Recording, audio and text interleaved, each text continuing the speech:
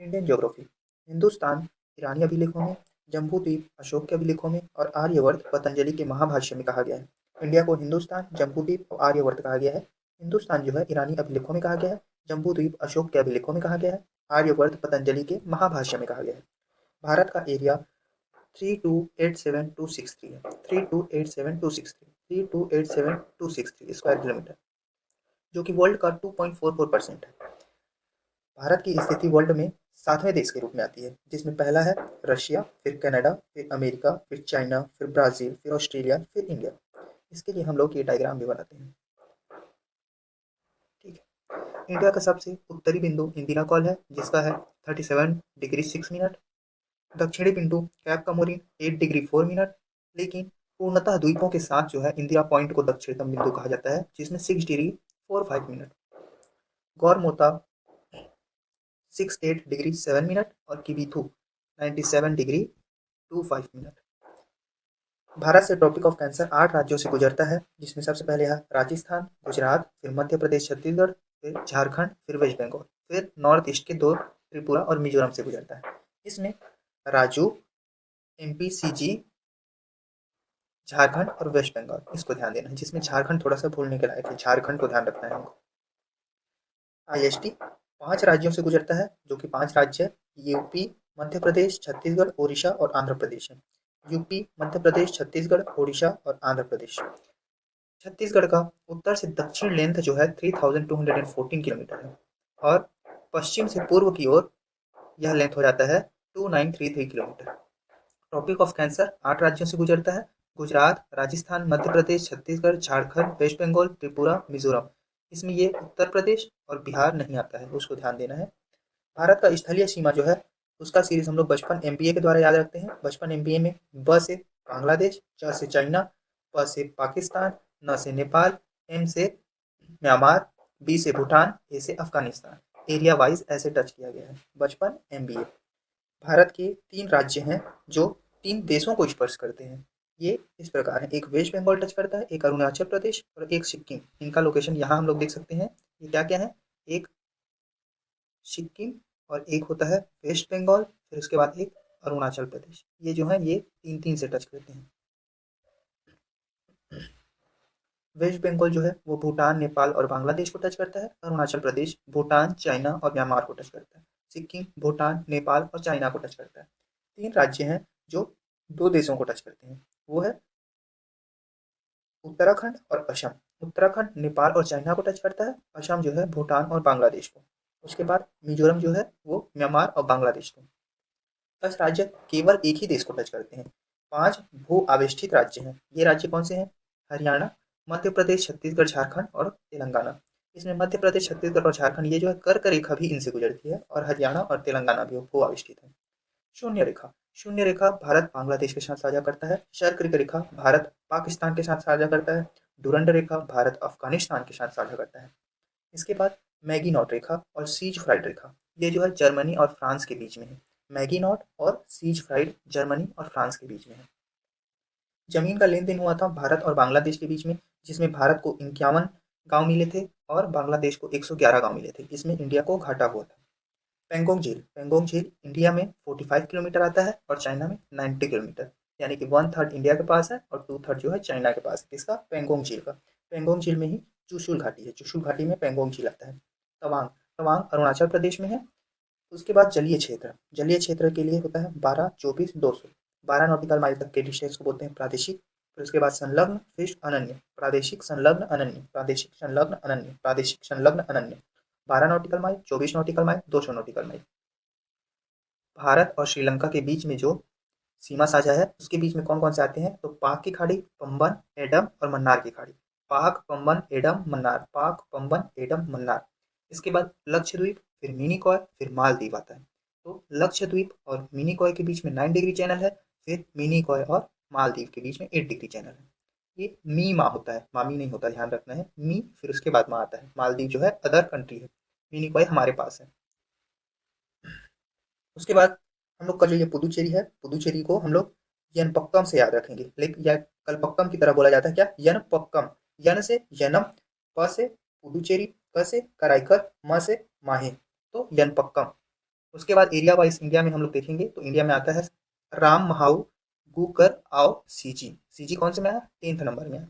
राम महाऊ गु कर आओ सीजी। राम से राजस्थान, म से मध्य प्रदेश, मह से महाराष्ट्र, उ से ओडिशा, गु से गुजरात, कर से कर्नाटक, आ से आंध्र प्रदेश, ओ से ओडिशा,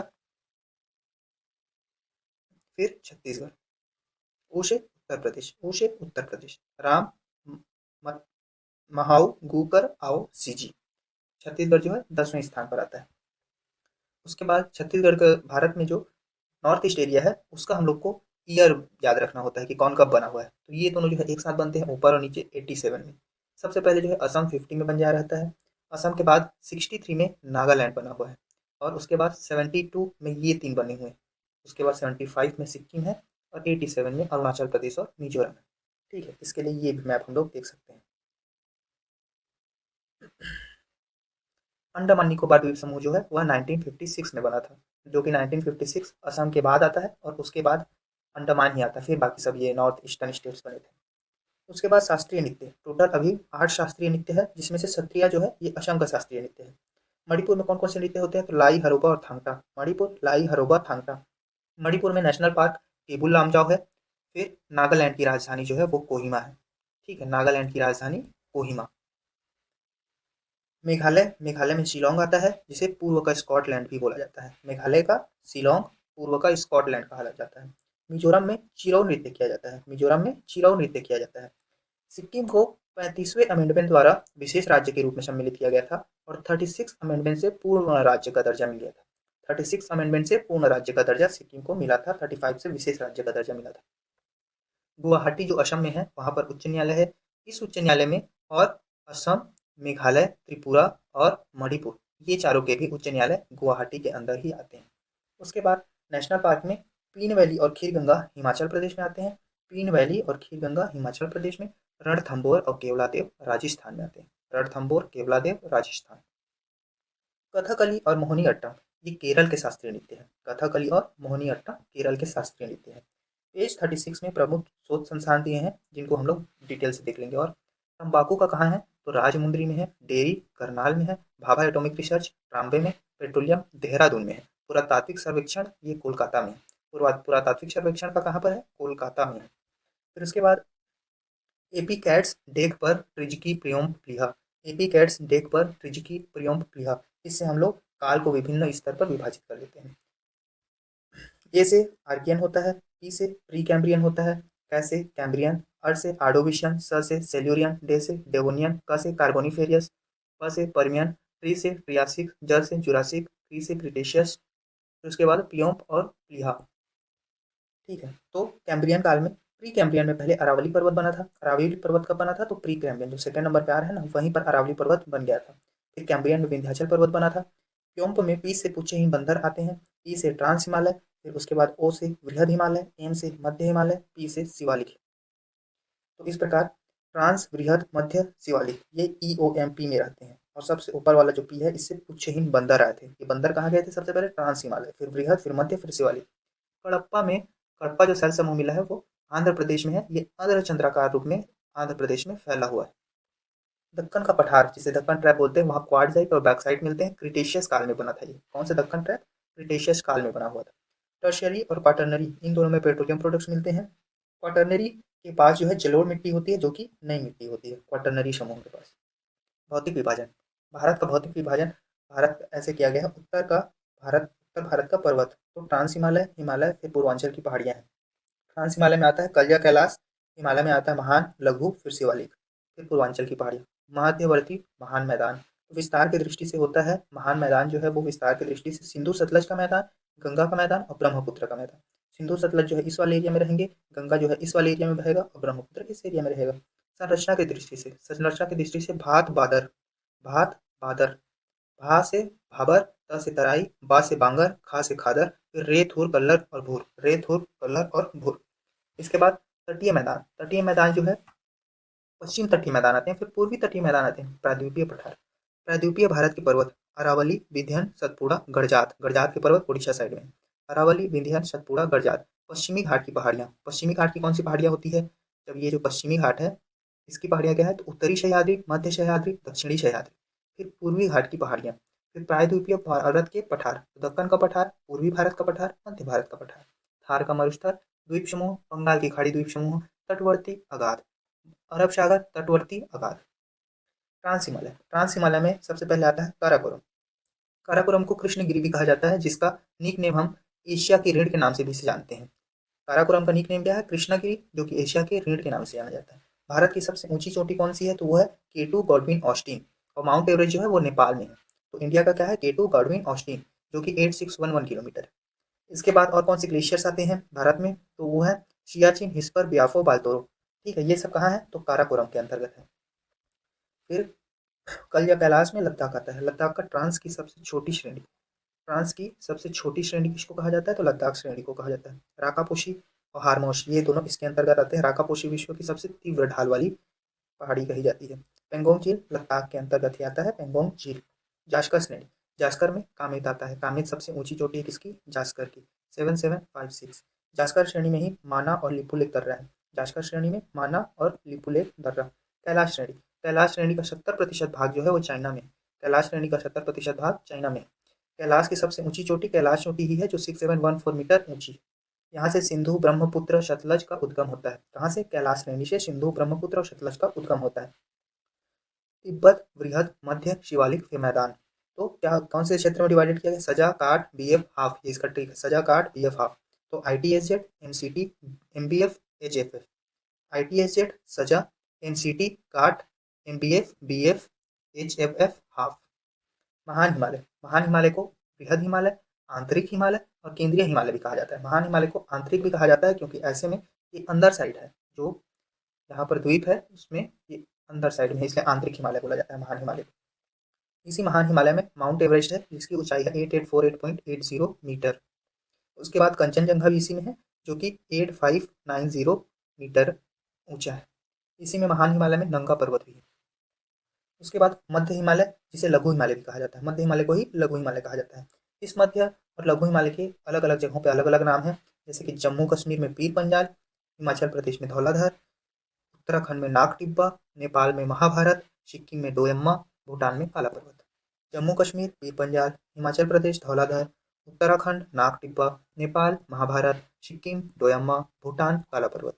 उसके बाद जम्मू कश्मीर में शिवालिक को जम्मू हिल कहा जाता है। जम्मू कश्मीर में शिवालिक को जम्मू हिल कहा जाता है, और हिमाचल प्रदेश में किराना हिल कहा जाता है। किराना हिल हिमाचल प्रदेश में कहा जाता है। उसके बाद शिवालिक को शिवालिक कहा जाता है उत्तराखंड में। नेपाल में चूरिया मुरिया हिल कहा जाता है शिवालिक को। नेपाल में चूरिया मुरिया हिल शिवालिक को। शिवालिक को बाह्य हिमालय भी कहा जाता है, और निक्षेपण से निर्माण हुआ इसका, शिवालिक के पर्वत का निक्षेपण से निर्माण हुआ है। डिफरेंट विभाजन हिमालय के जब हम लोग करते हैं, तो वहाँ हम लोग को दिखता है ये पकना, प क न आ। तो पकना में सबसे लंबा जो है वो नेपाल है, फिर उसके बाद असम है, फिर उसके बाद पंजाब, फिर कुमायूं। तो 800, 750, 560, 320, 800, 750, 560, 320।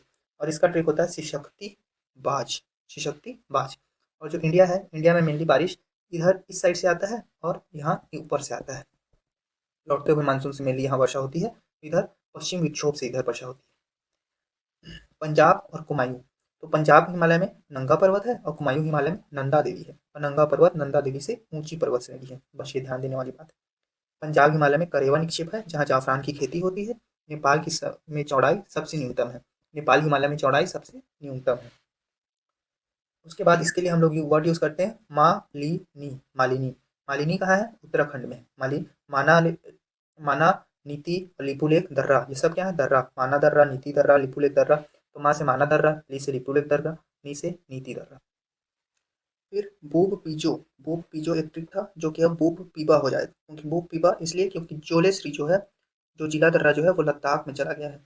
जो जिला दर्रा लद्दाख में काराकोरम श्रेणी में है। ठीक है। उसके बाद बुर्जिल, ब से बनिहाल, पी से पीर पंजाल, और बा से बारामूला। ये सारे दर्रे कहाँ हैं, जम्मू एंड कश्मीर में। जिसमें ब से बजश्री, बनिहाल दर्रा जम्मू एंड श्रीनगर को जोड़ता है।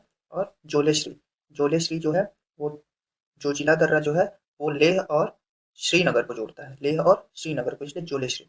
उसके बाद बड़ा लाचा, शिपकिला और रोहतांग, तो बड़ा सिरोही। बड़ा सिरोही क्यों, क्योंकि बड़ा लाचा, शिपकिला और रोहतांग ये सब कहाँ है, हिमाचल में है, इसलिए बड़ा सिरोही। फिर नाथुला, जेलेपला, ये सिक्किम में है, चुंबी घाटी में है ये दोनों, नाथुला और जेलेपला सिक्किम में चुंबी घाटी में। जेलेपला को ल्हासा का प्रवेश द्वार कहा जाता है। जेलेपला को ल्हासा का प्रवेश द्वार कहा जाता है। तुजू दर्रा जो है वो मणिपुर में। अरुणाचल प्रदेश में दीफू, बोमडीला, यांग्याप, पांगशाऊ और लिखापानी दर्रा है। अरुणाचल प्रदेश दीफू, बोमडीला, यांग्याप, पांगशाऊ, लिखापानी दर्रा। ब्रह्मपुत्र को असम का शोक कहा जाता है। ब्रह्मपुत्र को असम का शोक कहा जाता है। संरचना की दृष्टि से कैसा विभाजन किया गया हिमालय का, तो भात बादर, भाबर, तराई, बांगर और खादर। भाबर जो है कृषि योग्य नहीं है, मोटे अवसाद जमा हो गए हैं यहाँ पर भाबर में। तराई में जो है नदी पुनः प्रकट हो जाती है, थोड़ी मेहनत से इसको कृषि योग्य बनाया जा सकता है तराई को। फिर बांगर और खादर, बांगर पुरानी जलोढ़ है और खादर जो है नई जलोढ़ है। बांगर को धाया भी कहा जाता है और खादर को बेट कहा जाता है। ये दोनों कांप प्रदेश है, इन दोनों को कांप प्रदेश कहा जाता है, बांगर और खादर को। धाया कहा जाता है इसको, इसको बेट। पुरानी जलोढ़, नई जलोढ़, भात बादर। रेह जो है, रेह को लवण युक्त होता है, रेह जो है वो लवण युक्त होता है। और भूर जो है वो कंकरीली होता है, भूर कंकरीली, भूर कंकरीली। उसके बाद यहाँ पर जो पश्चिमी साइड और पूर्वी साइड जो यहाँ पर प्रायद्वीपीय पठार में यहाँ पर जो बने हुए हैं पर्वत श्रेणी, इनके बारे में डिटेल ऐसा है कि लेंथ किसका जाता है, तो लेंथ पश्चिम साइड का ज़्यादा है, लेंथ पश्चिम साइड का, लेकिन इसका चौड़ाई कम है। चौड़ाई कम है, लेंथ ज़्यादा है। वर्षा ज़्यादा किधर होती है, इधर होती है, बाहर के सारी चीज़ों को इधर ले आती है अरब सागर में। विविधता ज़्यादा इसी साइड है, पश्चिम साइड। जनसंख्या घनत्व तो सबसे ज़्यादा पश्चिमी साइड है, क्योंकि यहाँ पर मुंबई है और ऐसे बड़े बड़े ये हैं। फिर ये एस्चुरी का फॉर्मेशन करती है। पश्चिम साइड क्या होता है, एस्चुरी फॉर्मेशन। और पूर्वी साइड डेल्टा का फॉर्मेशन होता है। जनसंख्या घनत्व तो कम होता है, वर्षा कम होती है, विड्थ ज़्यादा है, लेकिन यहाँ पर चौड़ाई क्या है इनका, ज़्यादा है। फिर उसके बाद यहाँ पर इनका जो विभाजन है वो ऐसे किया गया है, कोंकण, कनारा, मालाबार के तट। कोंकण, कनारा और मालाबार के तट, कोंकण, कनारा और मालाबार के तट। यहाँ पर ये जो हम लोग बात कर रहे हैं ये सब मैदान की बात कर रहे हैं। कौन से मैदान, पूर्वी और पश्चिमी तटवर्ती मैदान, पूर्वी पश्चिमी तटवर्ती मैदान, पूर्वी एवं पश्चिमी तटवर्ती मैदान।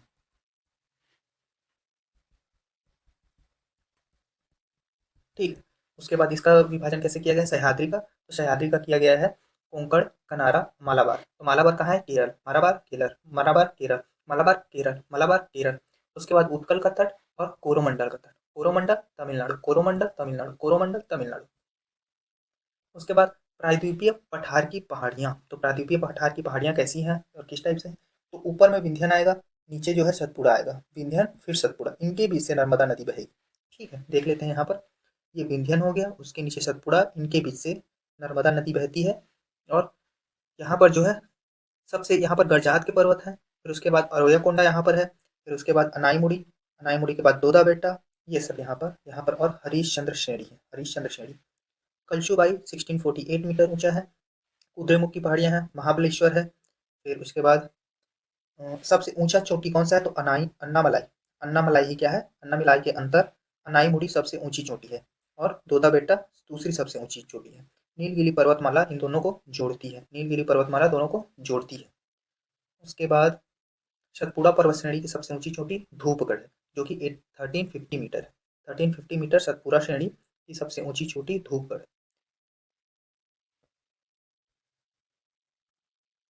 मेघालय में गारो खासी और जयंतिया की पहाड़ियाँ हैं, जहाँ पर सर्वाधिक वर्षा होती है। मेघालय में गारो खासी और जयंतिया की पहाड़ियाँ हैं। और उसके बाद अरावली पर्वत श्रेणी की सबसे ऊंची चोटी गुरु शिखर है। अरावली पर्वत श्रेणी की सबसे ऊंची चोटी गुरु शिखर है। यहाँ पर सर्वोच्च श्रेणी का सीरीज भी लिखा हुआ है। अरावली की गुरु शिखर है, सतपुड़ा का धूपगढ़ है, गरजात का महेंद्रगिरी है, पश्चिमी घाट का अनाईमुड़ी और पूर्वी घाट का अरोयाकोंडा। पश्चिमी घाट अनाईमुड़ी, पश्चिमी घाट अनाईमुड़ी। दूसरा सबसे पश्चिमी घाट का सबसे ऊंचा चोटी दूसरा दोदा बेटा। प्रायद्वीपीय भारत के पठार, तो इनमें मेन इसको ध्यान देना है, बुंदेल, फिर बघेल, फिर मालवा, फिर रीवा। बुंदेल, बघेल, मालवा, रीवा, बुंदेल, बघेल, मालवा, रीवा, बुंदेल, बघेल, मालवा, रीवा। छोटा नागपुर का पठार झारखंड के पास आता है, रीवा सतना का पठार मध्य प्रदेश में, दंडकारण्य का पठार छत्तीसगढ़। और ये दोनों दक्कन का पठार और यहाँ पर ये बघेलखंड का पठार, ये दोनों किसान आत्महत्या के केंद्र माने जाते हैं। उनके बाद मुंबई में सालसेट द्वीप है, मुंबई में सालसेट द्वीप है। लक्षद्वीप का, मुंबई सालसेट द्वीप पर है, मुंबई सालसेट द्वीप पर है। लक्षद्वीप का सबसे ऊंचा द्वीप कौन सा है, सबसे बड़ा द्वीप है अंद्रोथ। अंद्रोथ लक्षद्वीप का सबसे बड़ा द्वीप है, अंद्रोथ लक्षद्वीप का सबसे बड़ा द्वीप है। फिर उसके बाद जलवायु, तो भारत की जलवायु में एल नीनो को पढ़ते हैं। एल नीनो जो है एक गर्म जलधारा है। उसके बाद ला नीनो, नॉर्मली ला नीनो ही रहता है 3 से 4 पार में। एल नीनो होता है जो कि गर्म जलधारा है, इसकी वजह से भारत में वर्षा कम होती है। ला नीनो नॉर्मली रहता है, यह ठंडी जलधारा है। शीत ऋतु में सूर्य दक्षिणायन हो जाता है जिसकी वजह से भारत ठंडा हो जाता है, और इसी शीत ऋतु में लौटते हुए मानसून से वर्षा होती है। कहाँ पर? तमिलनाडु में। भारत ठंडा रहता है। काल बैसाखी होता है, काल बैसाखी अप्रैल में होता है। असम और वेस्ट बंगाल में वर्षा होती है इस समय। काल बैसाखी के अप्रैल में असम और वेस्ट बंगाल में वर्षा होती है। चेरी ब्लॉसम और आम्र वर्षा, चेरी ब्लॉसम और आम्र वर्षा, चेरी ब्लॉसम और आम्र वर्षा कर्नाटक और केरल में होता है। चेरी ब्लॉसम आम्र वर्षा कर्नाटक और केरल में, चेरी ब्लॉसम आम्र वर्षा कर्नाटक केरल। मावट जो है, मावट जो वर्षा जम्मू एंड कश्मीर में होती है। ग्रीष्म, ग्रीष्म में नॉर्वेस्टर, काल बैसाखी, चेरी ब्लॉसम और आम्र वर्षा होती है। ग्रीष्म के समय में कौन कौन सी होती है? तो नॉर्वेस्टर, काल बैसाखी, चेरी ब्लॉसम और आम्र वर्षा। टी शावर जो है यह असम क्षेत्र में होता है। टी शावर असम क्षेत्र में होता है। इसके बाद इक्विनॉक्स, इक्विनॉक्स के दिन क्या होता है? तो दिन और रात दोनों का लेंथ जो है बराबर होता है, इक्वल होता है, इसलिए इसे इक्विनॉक्स कहा जाता है। यह 21 मार्च और 23 सितंबर को आता है। 21 मार्च, 2 1 0 3, तो 1 2 3 तीनों इसमें रहता है। 21 मार्च और 23 सितंबर, 23 सितंबर यानी कि 2 3 0 9, 2 3 9। और सोलिस्टिस, सोलिस्टिस मतलब कि एक दिन सबसे छोटा रात होगा। कौन से दिन? 21 जून को, योग दिवस।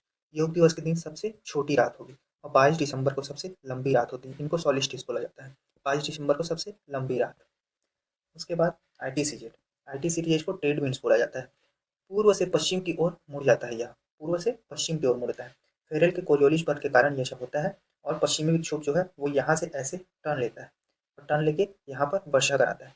और एक और समय, यहाँ पर वर्षा लौटते हुए मानसून से भी होती है, लेकिन लौटते हुए मानसून से वर्षा शीत ऋतु के समय होती है। ठीक है, शीत ऋतु के समय लौटते हुए मानसून से तमिलनाडु में वर्षा होती है, और यहाँ पर भी होता है, लेकिन ज़्यादातर वर्षा लौटते हुए मानसून से होती है। यहाँ पर वर्षा मेनली इंडिया में 10% वर्षा जो है इस वाले शाखा से, बंगाल की खाड़ी शाखा से अरब सागर शाखा से होती है, और 90% वर्षा जो है वो बंगाल की खाड़ी शाखा से होती है।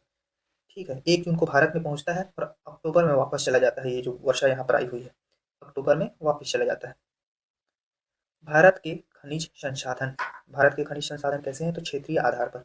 हिमालय में कौन कौन से खनिज मिलते हैं? तो हिमालय में कोयला, हाइड्रोकार्बन और नेचुरल गैस। हिमालय में कोयला, हाइड्रोकार्बन और नेचुरल गैस। ये हाइड्रोकार्बन और नेचुरल गैस मेनली जो है असम के और मेघालय क्षेत्र में मिलते हैं। असम और मेघालय क्षेत्र में हाइड्रोकार्बन और नेचुरल गैस। इसके अलावा गोल्ड, सिल्वर, कोबाल्ट और निकल, ये सब खनिज भी हिमालय के क्षेत्र में मिलते हैं। उत्तर पूर्व प्रायद्वीप से 93% लोहा मिलता है।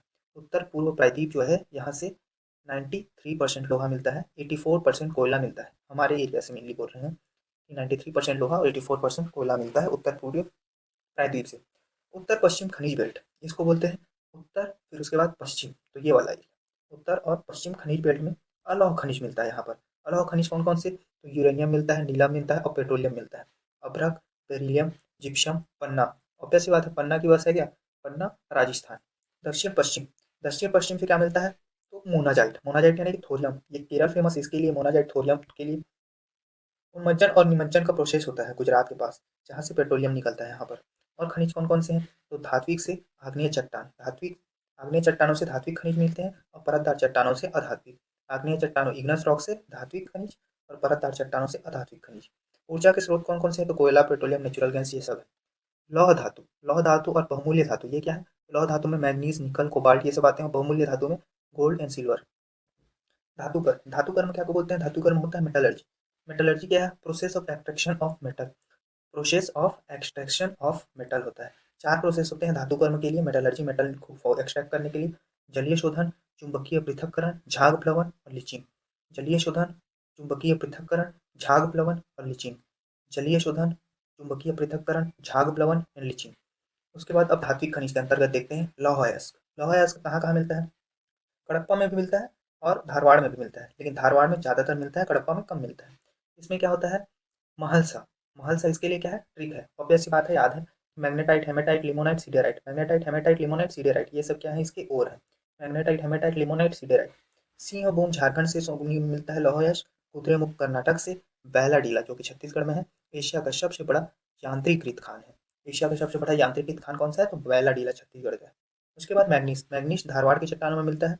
अयस्क का क्या है इसका? मैग्नीस का तो साइलोमेलिन, साइलोमेलिन मैग्नीस का अयस्क है। साइलोमेलिन मैग्नीस का अयस्क है।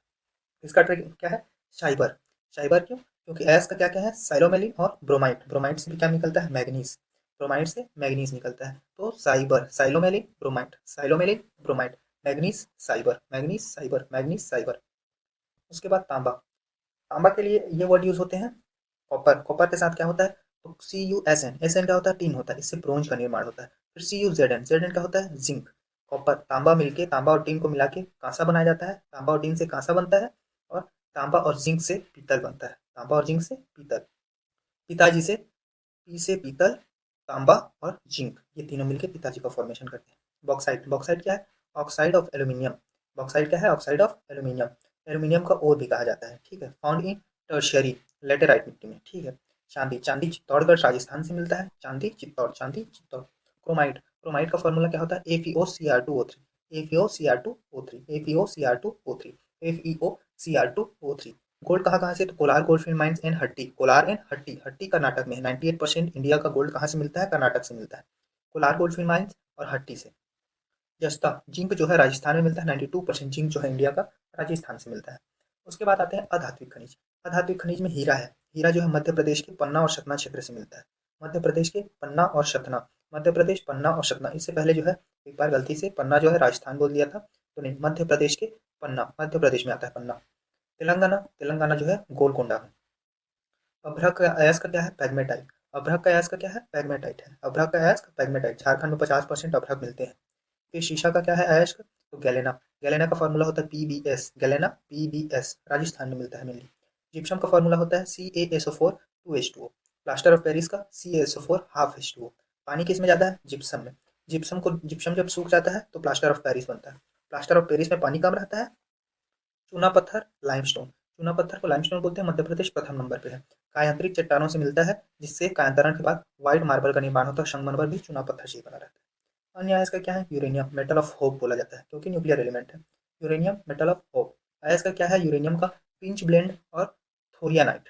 पिंच ब्लेंड और थोरियानाइट, पिंच ब्लेंड, थोरियानाइट। यूरेनियम कहाँ कहाँ से मिलता है, जादूगोड़ा, सिंहभूम राजस्थान, नेल्लोर आंध्र प्रदेश, उदयपुर राजस्थान, डोमिया सियास मेघालय, इन सब जगहों पर मिलने के चांसेस हैं।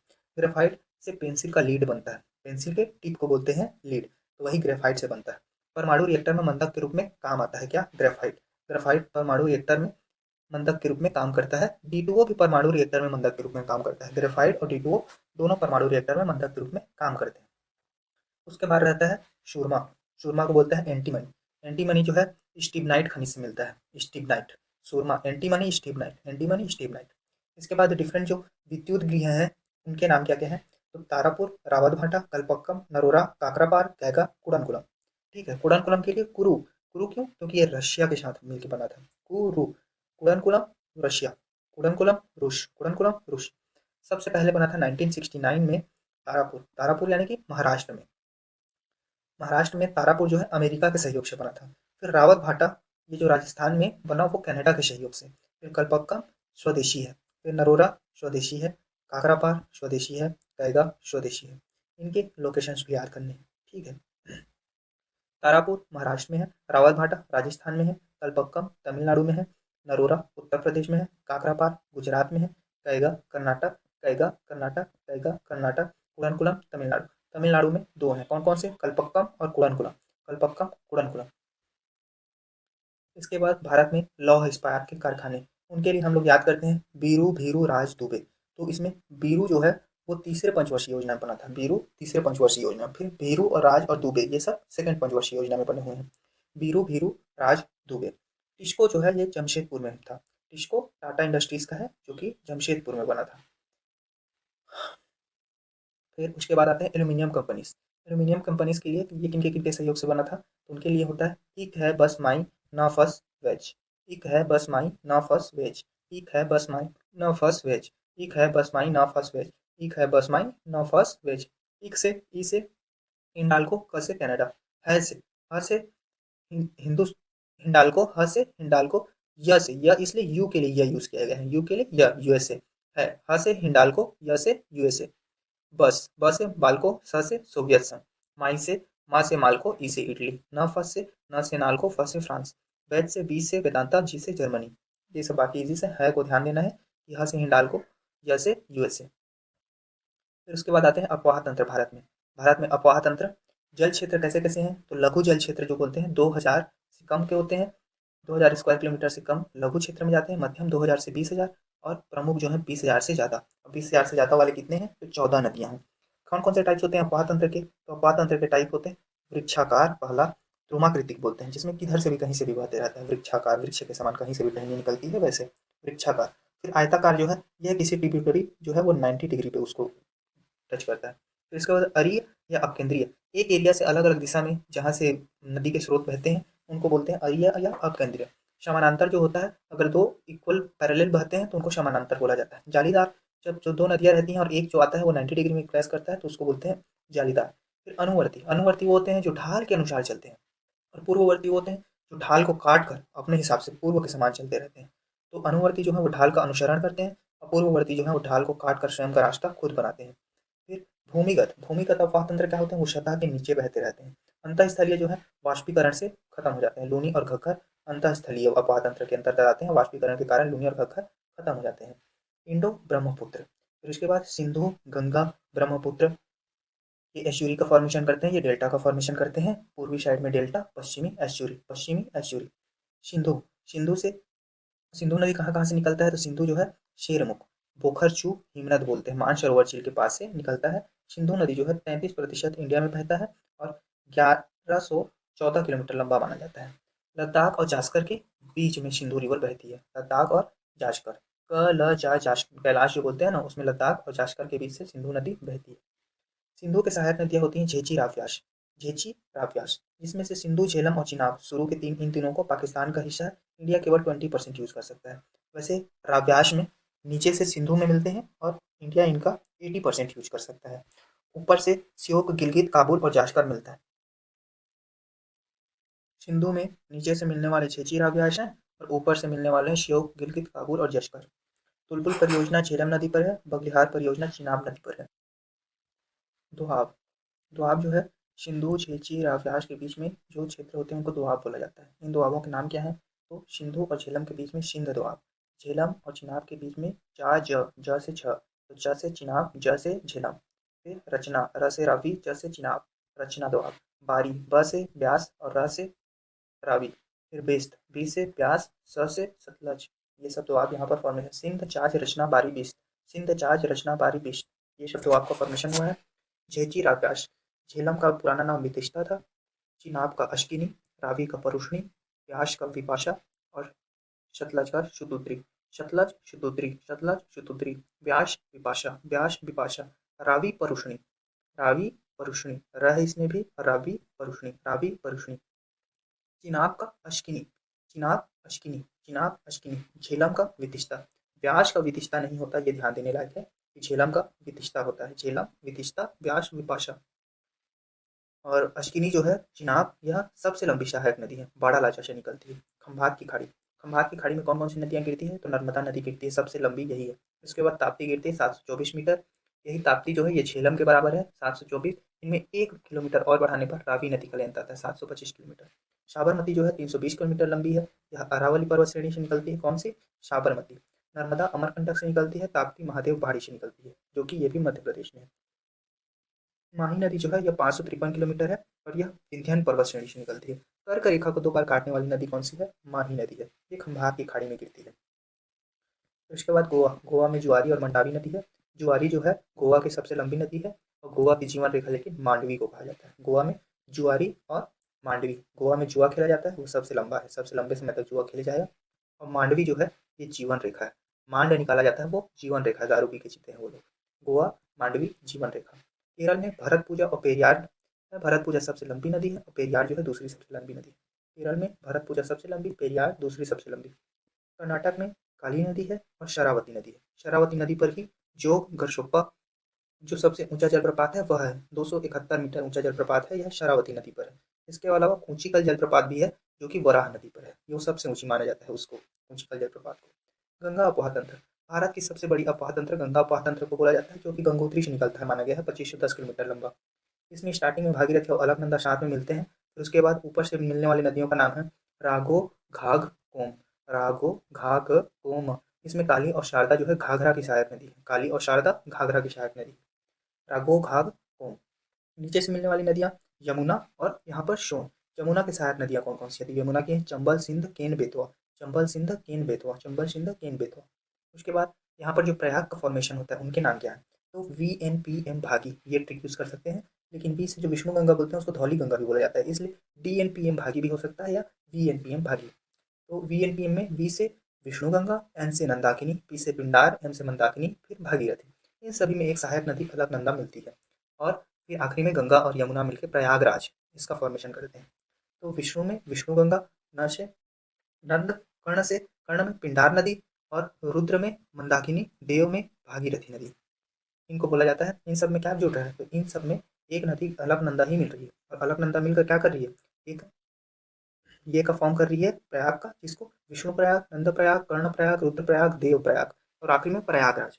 विष्णु प्रयाग, नंद प्रयाग, कर्ण प्रयाग। कर्ण जो है वो पिंडार जाति से था मान सकते हैं, और रुद्र जो है, रुद्र शिव भगवान जो थे वो मंद पीते थे, और देव क्या थे? फिर भागते थे।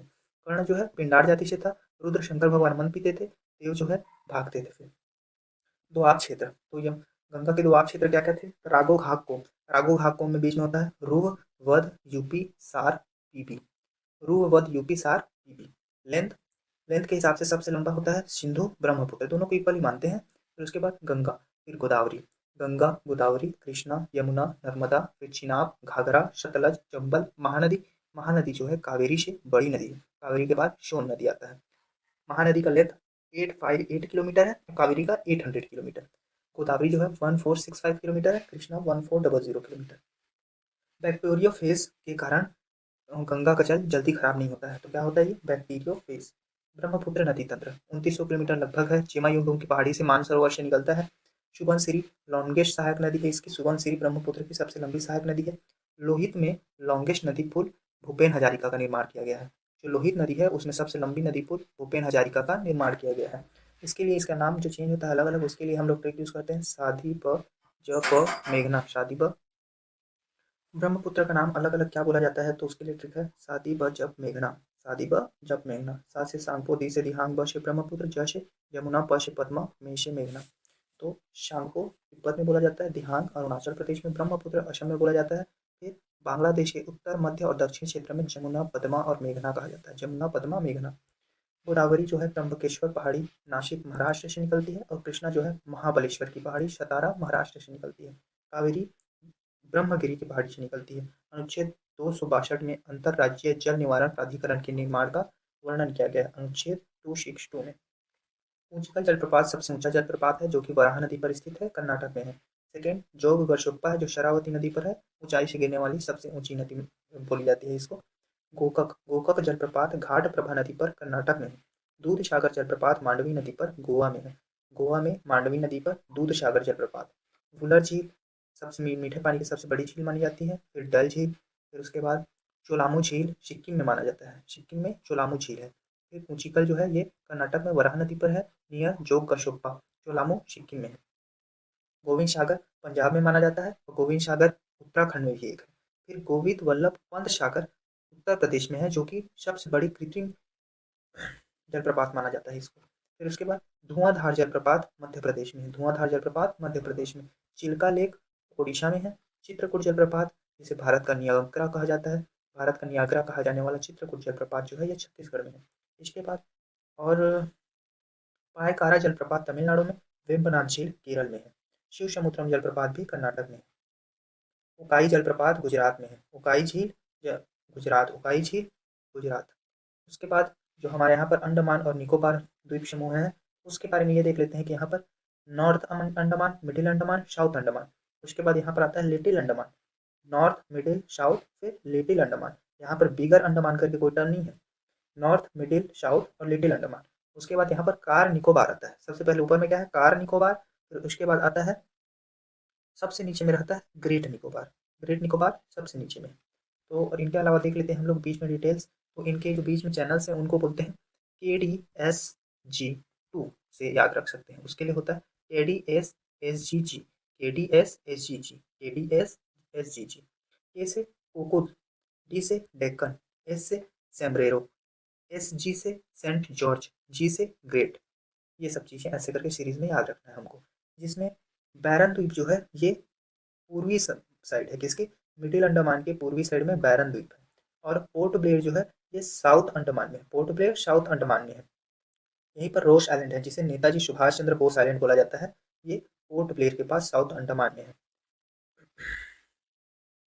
इसके बाद ये हम लोग पहले भी देख चुके हैं, Lakshadweep, Maldives, mini Goa 8 degree 9 degree, Andaman Nicobar 10 degree.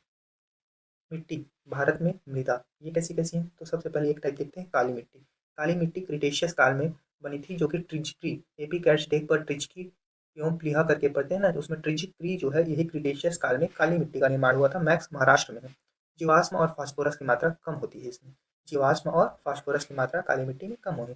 टिटनी ferrous magnetite के कारण काला रंग होता है इसका, इसके कारण टिटनी फेरस मैग्नेटाइट। जलोढ़ मृदा, जलोढ़ मृदा में नाइट्रोजन कम होता है, यूरिया खींचते हैं, इसलिए देश के मैक्स एरिया में 40% एरिया में जलोढ़ मृदा पाई जाती है, जो कि नदी के किनारे में होती है। खेती अच्छा होता है, बस नाइट्रोजन खींचते रहते हैं। लाल पीली मिट्टी, इसमें पोटाश और यूरिया छींचते हैं, इसमें भी नाइट्रोजन की मात्रा कम होती है। लाल पीली में पोटाश और यूरिया छींचते रहते हैं। लेटेराइट एंड काली, ये तो मिट्टी जो है ये दोनों एसिडिक होते हैं, इसमें से एसिडिक लेटेराइट ज़्यादा होता है, लेटेराइट ज़्यादा एसिडिक होता है। फिर उसके बाद लवड़ी है, लवड़ी जो है सैलाइन होता है, सैलाइन मिट्टी होता है। समुद्र के जल का पीएच वैल्यू 8.4 पीएच होता है। मरुस्थलीय, मरुस्थलीय में नाइट्रोजन और ह्यूमस की कमी होती है, मरुस्थलीय मिट्टी में नाइट्रोजन और ह्यूमस की कमी होती है।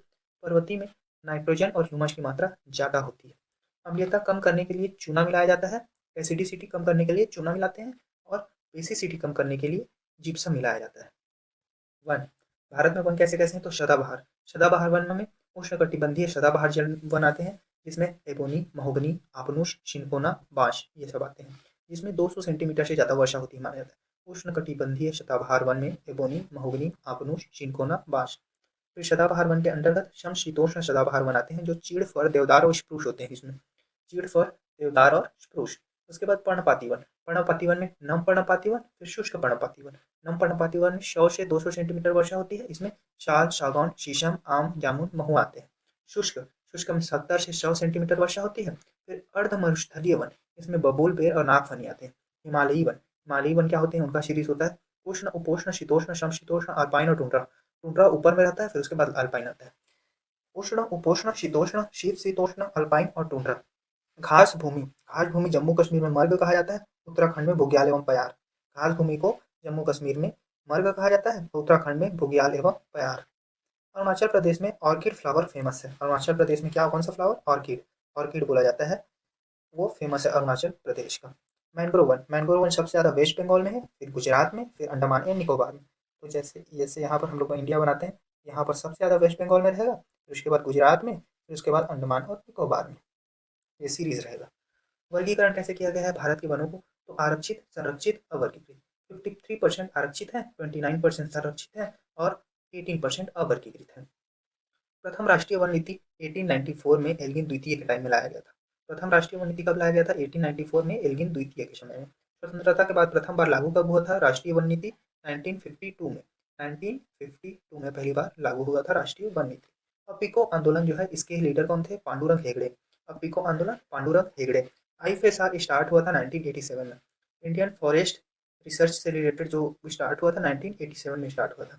जैव विविधता, इनमें अल्फा, बीटा और गामा विविधता आते हैं, जिसमें अल्फा विविधता जो संख्या के बताता है, बीटा विस्थापन को बताता है, और गामा जो है अल्फा इंटू बीटा को दर्शाता है। अल्फा संख्या को, बीटा विस्थापन को। अल्फा संख्या, बीटा विस्थापन। हॉटस्पॉट इंडिया में 4 हैं। वर्ड जो है सबसे पहले हॉटस्पॉट नॉर्मन मायर्स ने दिया था, किसने दिया था, नॉर्मन मायर्स ने हॉटस्पॉट वर्ड दिया था। 4 कहाँ कहाँ पर है, हिमालयन एरिया में, बर्मा एरिया में, फिर उसके बाद पश्चिमी एरिया में, फिर उसके बाद ये वाला जो एरिया है अंडमान एंड निकोबार एरिया में। इन सितु कंजर्वेशन, इन सितु कंजर्वेशन में पवित्र उपवन आते हैं, अभ्यारण्य, नेशनल पार्क। इन सितु यानी कि उनके एक्चुअल लोकेशन में उनको सुरक्षित रखना, तो उसमें पवित्र उपवन भी उनके लोकल एरिया में आते हैं। एक सितु क्या होते हैं, उनके एरिया से बाहर तो जंतु उद्यान, जीन बैंक और वनस्पति उद्यान, जंतु उद्यान, वनस्पति उद्यान एक सितु कहलाते हैं। नेशनल पार्क बिगेस्ट कौन सा है, तो हेमिश नेशनल पार्क सबसे बड़ा नेशनल पार्क है। ओल्डेस्ट नेशनल पार्क कौन सा है, जिम कॉर्बेट नेशनल पार्क 1936 में बना था, सबसे पुराना है। कौन सा है, जिम कॉर्बेट नेशनल पार्क सबसे पुराना 1936। अभ्यारण्य काजीरंगा सबसे बड़ा अभ्यारण्य माना जाता है, काजीरंगा अभ्यारण्य सबसे बड़ा अभ्यारण्य माना जाता है। बायोस्फीयर रिजर्व, सबसे पहला बायोस्फीयर रिजर्व नीलगिरी को बनाया गया था 1986 में, पहला नीलगिरी 1986। उसके बाद चाणकमाल जो है वो 14वें नंबर का बायोस्फीयर रिजर्व है, जो कि 2005 में बनाया गया था। डिब्रू साइखोवा जो है वो सबसे छोटा बायोस्फीयर रिजर्व माना जाता है, जो कि असम में है। फिर मन्नार की खाड़ी बायोस्फीयर रिजर्व जो है इसको सबसे बड़ा बायोस्फीयर रिजर्व माना जाता है, जबकि सबसे पुराना कौन है, नीलगिरी 1986 में बना था। अचानक मार्ग 14वें नंबर का 2005 में बना था। यूनेस्को वर्ल्ड हेरिटेज साइट्स में 2000 में पहला नीलगिरी को इसके अंतर्गत रखा गया था यूनेस्को वर्ल्ड हेरिटेज साइट में। 2012 में अचानक मार्ग जो है इसके अंदर आया था। 1971 में रामसर साइट का ये हुआ था। 1981 में पहला चिल्का लेक को इंडिया में घोषित किया गया था रामसर साइट के रूप में। यूनेस्को वर्ल्ड हेरिटेज साइट 2000 में पहला नीलगिरी, 2012 में अचानक मार्ग को यूनेस्को वर्ल्ड हेरिटेज साइट में शामिल किया गया था। 1971 में रामसर सम्मेलन मनाया गया। 1981 में पहला चिल्का लेक भारत में सम्मिलित हुआ। क्योटो प्रोटोकॉल कार्बन से रिलेटेड है। क्योटो कार्बन से, मॉन्ट्रियल ओजोन से रिलेटेड है। प्रवाल भित्ति क्षेत्र 4 हैं भारत में। एक गुजरात के क्षेत्र में है, एक लक्षद्वीप वाले एरिया में है, एक अंडमान निकोबार वाले क्षेत्र में, और एक यहाँ मन्नार की खाड़ी साइड में है।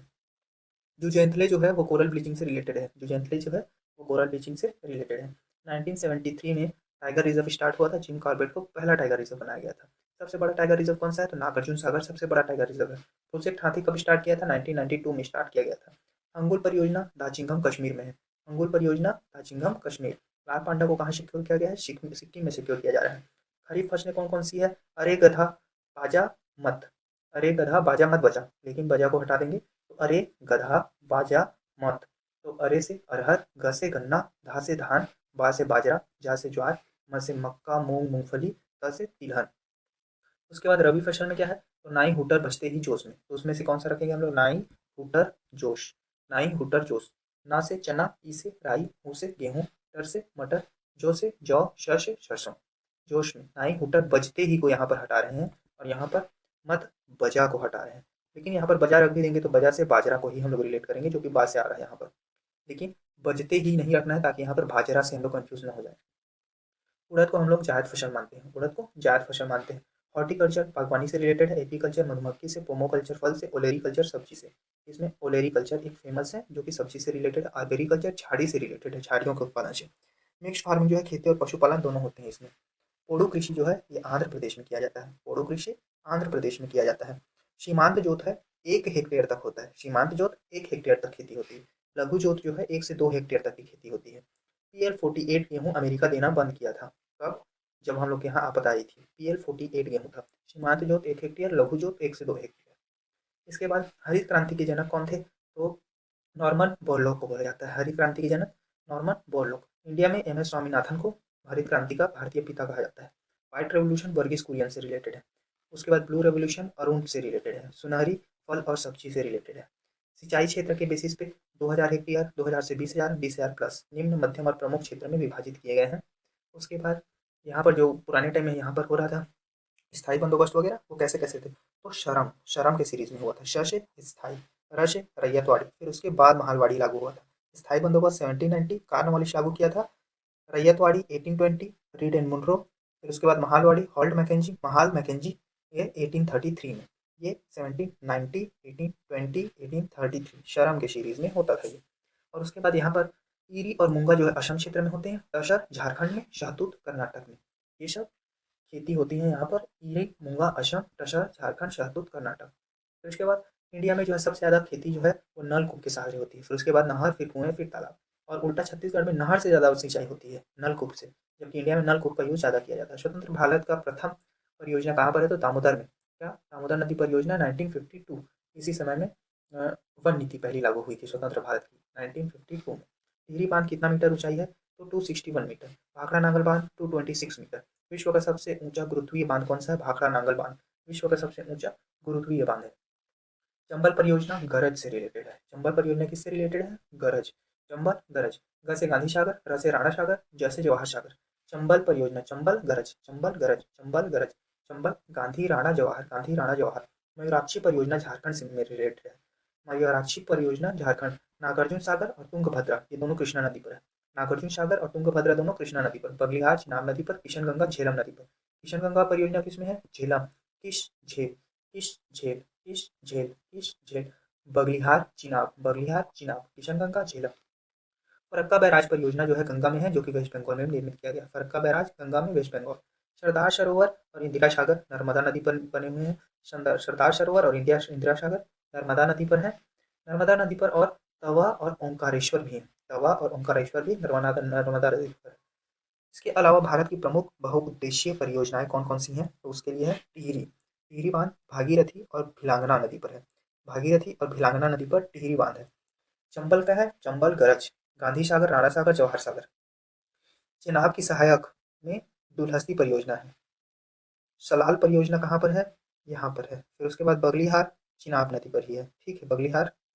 फिर उसके बाद पुलपुल परियोजना, किशनगंगा परियोजना और ये सब चीज़ें इनको डिटेल से पढ़ना है। इनमें नर्मदा नदी पर कौन कौन से परियोजना है? तो इंदिरा सागर, तवा, ओंकारेश्वर। और तापी नदी पर उकाई, गोदावरी, काकरापार, ये सब है। उकाई, गोदावरी, काकरापार। नर्मदा में सरदार सरोवर, इंदिरा सागर, ओंकारेश्वर और तवा। इनके अलावा पेरियार और इडुक्की परियोजना, ये सब यहाँ पर है पेरियार नदी में। सेकेंड लॉन्गेस्ट नदी कौन सी है? पेरियार नदी है केरल की, ठीक है। शिव समुद्रम जलप्रपात कावेरी नदी पर है। शिव समुद्रम कावेरी नदी पर। नागार्जुन सागर कृष्णा नदी पर। तुंगभद्रा कृष्णा नदी पर है। फिर जनगणना, इंडिया में जनगणना कैसे कैसे हुई थी उसका डिटेल है। इंडिया में आखिरी जनगणना 2011 में हुआ था, जिसके हिसाब से भारत में 8.6% एसटी है और एससी 16.6% है, ठीक है। एसटी से डबल क्या है? एससी है। 8.6 एसटी, 16.6 एससी। 11 जुलाई 1987 को 5 बिलियन की जनसंख्या टच कर दी थी वर्ल्ड ने, इसलिए 11 जुलाई को क्या करते हैं? वर्ल्ड जनसंख्या दिवस मनाते हैं। फ्रैंक नोटेंस्टीन 1945 में जनांकीकी का जनक बोला जाता है, ठीक है। फ्रैंक नोटेंस्टीन को जनांकीकी का जनक बोला जाता है। जनसंख्या ग्रोथ के स्टेजेस क्या होते हैं? तो पहला, प्रथम अवस्था, जन्म और मृत्यु दर दोनों हाई होती है, इसलिए जनसंख्या एकदम से नहीं बढ़ती है। लेकिन दूसरे स्टेज में मृत्यु दर कम हो जाती है, इसलिए जनसंख्या विस्फोट का दौर द्वितीय अवस्था को बोला जाता है। पांचवा अवस्था जो आता है उसे प्रजातीय संहार का अवस्था बोलते हैं, क्योंकि इसमें लोग बच्चे लेना कम कर देते हैं। 1872 में लॉर्ड मेयो ने सबसे पहले जनसंख्या स्टार्ट किया था, लेकिन दशकीय दर पे सबसे पहले लॉर्ड रिपन ने स्टार्ट किया था। हर 10 साल में इसके बाद स्टार्ट हो जाता है 1881 के बाद। 1872 में लॉर्ड मेयो ने सबसे पहले जनगणना करवाई थी। 1827 में जो जनगणना होने वाली है, जो कि 21 में होने वाली थी, वो 16वें नंबर की जनगणना होगी, जो स्वतंत्रता के बाद 8वें नंबर की जनगणना होगी। सबसे कम जनसंख्या घनत्व वाला जिला कौन सा है? तो वो दिबांग है। दिबांग कहाँ का है? अरुणाचल प्रदेश में एक जिला है दिबांग, यहाँ पर सबसे कम जनसंख्या घनत्व है। 1921 को महान विभाजक वर्ष कहा जाता है। 1921 को महान विभाजक वर्ष कहा जाता है। 1961 से 71 के बीच में सर्वाधिक दशकीय वृद्धि हुई थी, 24.8% वृद्धि। 1961 से 71 के बीच में सबसे ज़्यादा दशकीय वृद्धि 24.8%। इंडिया में ग्रामीण जनसंख्या 68.8% है, लगभग 70% के अप्रोक्स। इंडिया में ग्रामीण जनसंख्या लगभग 70% है, 68.8%। दशकीय वृद्धि दर, दशकीय वृद्धि दर कैसी है? तो इंडिया में 17.64% दशकीय वृद्धि दर है, जिसमें मेल जो है 17.19% ग्रोथ कर रहे हैं और फीमेल की संख्या ज़्यादा है 18.12%। मैक्सिमम राज्य, कौन से राज्य में सबसे ज़्यादा दशकीय वृद्धि दर है? तो मेघालय में सबसे ज़्यादा दशकीय वृद्धि दर और सबसे कम नागालैंड में। नागालैंड में माइनस में दशकीय वृद्धि दर हुई है, वहाँ जनसंख्या कम हुई है, -0.6%। और सबसे ज़्यादा मेघालय में अरुण अमेत्री, असम के बाद जो नीचे मेघालय आता है उसके, जहाँ पर गारो खासी जयंतिया की पहाड़ियाँ हैं, वहाँ पर 27.9% दशकीय वृद्धि दर दर्ज की गई है। मैक्स केंद्र शासित प्रदेशों में तो पुदुचेरी में सबसे ज़्यादा दशकीय वृद्धि दर दर्ज की है 27.7%, यहाँ 27.9% है। उसके बाद सबसे कम कहाँ पर? तो लक्षद्वीप में सबसे कम 6.2%। जनसंख्या घनत्व सबसे ज़्यादा कहाँ पर है? तो जनसंख्या घनत्व वर्तमान में भारत में 382 किलोमीटर स्क्वायर की दर से लोगों का घनत्व है यहाँ पर, जो कि 2001 में 325 पर पर्सन थे। और राज्यों में सर्वाधिक जनसंख्या घनत्व कहाँ है? तो वो बिहार में है। और राज्यों में सबसे कम अरुणाचल प्रदेश में 17, अरुणाचल प्रदेश में सबसे कम जनसंख्या घनत्व। केंद्र शासित प्रदेश के आधार पर दिल्ली में सबसे ज़्यादा है और सबसे कम अंडमान निकोबार में सबसे कम जनसंख्या घनत्व है। उसके बाद लिंगानुपात, तो लिंगानुपात तो ऑब्वियस बात है, सबसे ज़्यादा साक्षरता केरल में है, उसकी वजह से लिंगानुपात सबसे ज़्यादा केरल में। उसके बाद राज्य, कौन से राज्य में सबसे कम है? तो हरियाणा में। लड़कियों को सबसे ज़्यादा शिशु हत्या यहाँ पर होती है, इसलिए हरियाणा में सबसे कम लिंगानुपात है।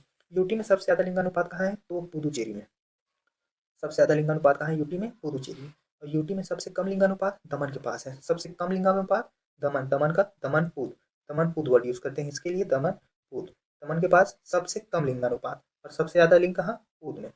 उसके बाद शिशु लिंगानुपात, शिशु लिंगानुपात क्या है? तो इंडिया में 918 शिशु लिंगानुपात है। राज्यों में सर्वाधिक अरुणाचल प्रदेश में लिंगानुपात है, सबसे कम हरियाणा में, ऑब्वियस सी बात है वापस से। साक्षरता दर सबसे ज़्यादा केरल में, सबसे कम बिहार में है। इंडिया का साक्षरता दर 74.04% है, मेल का 82.14%, फीमेल 65.46%। सर्वाधिक साक्षरता प्रतिशत यूटी में, लक्षद्वीप के लोग सबसे ज़्यादा शिक्षित हैं। मिनिमम यूटी में कौन सा है? तो दादर व नागर हवेली, दादर व नागर हवेली। मृत्यु दर के आधार पर, मृत्यु दर सबसे इंडिया में मृत्यु दर है 44, ग्रामीण में है 48, शहरी में है 29। मध्य प्रदेश में सबसे ज़्यादा मृत्यु दर है 59 है, पर 1000 में कैलकुलेट किया जाता है इसको। ठीक है, मातृ मृत्यु दर क्या है? मातृ मृत्यु दर 167 है पर लाख में। हर लाख में से 167 माताएं मर जाती हैं। असम में सबसे ज़्यादा मातृ मृत्यु दर है, सबसे कम केरल में सबसे ज़्यादा शिक्षित एरिया होने की वजह से। जनसंख्या पिरामिड कैसा है? तो जनसंख्या पिरामिड का वर्ड सबसे पहले W.N. थॉम्सन द्वारा दिया गया था, ऑर्थर लेवाइस ने दिया था, और थॉमस लेवाइस जनसंख्या पिरामिड का तथ्य दिया था। पीएम आवास 20 नवंबर 2016 से लागू है, 20 नवंबर 2016 से लागू है। कार्यशील जनसंख्या किसे कहते हैं? कार्यशील जनसंख्या इंडिया जो मानता है, इंडिया 15 से 59 साल के जो लोग हैं उनको कार्यशील जनसंख्या मानता है, ये कार्य करने में सक्षम मानता है। और वर्ल्ड बैंक क्या मानता है? वर्ल्ड बैंक 15 से 64 साल तक को मानता है कि ये एलिजिबल है इसमें क्राइटेरिया में कार्यशील जनसंख्या में आने के लिए। निर्भरता अनुपात, निर्भरता अनुपात निर्भर लोगों को बोला जाता है कि कौन कौन लोग कैसे निर्भर हैं। तो 0 से 15 साल के लोग निर्भर हैं, +59 प्लस एज के लोग निर्भर रहते हैं। ये जो जनसंख्या है वो 15 से 59 साल की एज की जनसंख्या के डिवाइड करने पर निर्भरता अनुपात निकलता है। जीडीपी कैसे वर्क करता है? तो सबसे ज़्यादा जीडीपी जो है तृतीय वर्ग देता है, फिर सेकंड वर्ग, फिर पहला प्राथमिक वर्ग सबसे कम जो है जीडीपी में योगदान करता है, जबकि कार्य सबसे ज़्यादा प्राथमिक देता है, उसके बाद थर्ड, फिर सेकंड। ये दोनों सीरीज सेम है, इन दोनों में कोई चेंजेस नहीं है, लेकिन फर्स्ट जो सबसे कम जीडीपी रखता है वो सबसे ज़्यादा क्या देता है? कार्य देता है, जिसकी वजह से आय का विस्तार सही से नहीं हो पाता है। प्रथम राष्ट्रीय जनसंख्या नीति 1952 में जब वन नीति पहला लागू किया गया था, उसी समय प्रथम राष्ट्रीय जनसंख्या नीति पे लागू किया गया था। नवीन जनसंख्या नीति कब लागू किया गया था? तो फरवरी में 2000 को, 2000 फरवरी को, 15 फरवरी 2000 को नवीन जनसंख्या नीति लागू की गई थी। नगरीय बस्तियों के प्रकार कितने हैं? 6 प्रकार की नगरीय बस्तियां होती हैं, जो कि एक बार पूछा भी गया है। कितने प्रकार की नगरीय बस्तियां? 6। नगरीय ग्राम, कस्बा, नगर, महानगर, मेगा सिटी, सन नगर। नगरीय ग्राम, कस्बा, नगर, महानगर, मेगा सिटी, सन नगर। संस्थापक कौन थे नगरीय बस्तियों के? तो इनमें फ्रांसिस डे मद्रास के संस्थापक थे। दिन में किसका स्थापना हुआ था? मद्रास का। फ्रांसिस डे मद्रास के और जॉब चार्नाक कोलकाता के, जॉब चार्नाक कोलकाता के। भारत की जनजातियां, भारत में कौन कौन सी जनजातियां हैं? तो इसमें अरुणाचल प्रदेश में है दमाम, DMAM, डफला मीरी अबोर मिसमी, डफला मीरी अबोर मिसमी। इसके अलावा जम्मू कश्मीर में बकरवाल हैं, फिर उसके बाद यहाँ पर उत्तराखंड में जौनशरी, और यहाँ पर सिक्किम में देखो, सिक्किम में शेरपा, लेप्चा और भूटिया। शेरपा, लेप्चा और भूटिया कहाँ पर है? सिक्किम में। मणिपुर में कुकी, और यहाँ पर मिजोरम में लूशी, मिजोरम लूशी।